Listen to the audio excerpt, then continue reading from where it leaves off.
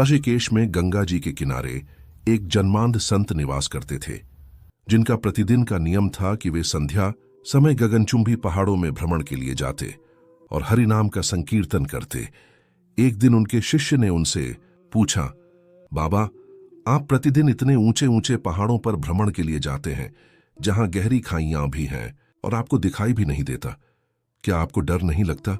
यदि कभी आपका पैर लड़खड़ा जाए तो क्या होगा?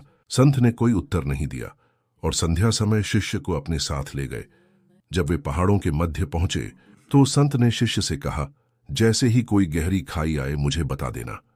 कुछ देर बाद जब शिष्य ने बताया कि एक गहरी खाई आ चुकी है तो संत ने कहा, मुझे इस खाई में धक्का दे दो। यह सुनकर शिष्य घबरा गया और बोला, बाबा, मैं आपको धक्का कैसे दे सकता हूं? मैं ऐसा कदापि नहीं कर सकता। आप तो मेरे गुरुदेव हैं, मैं तो अपने शत्रु को भी इस खाई में नहीं धकेल सकता। संत ने पुनः कहा, मैं तुमसे कह रहा हूं, मुझे इस खाई में धक्का दे दो। यह मेरी आज्ञा है और यदि तुम मेरी आज्ञा की अवहेलना करोगे तो नर्क भोगना पड़ेगा।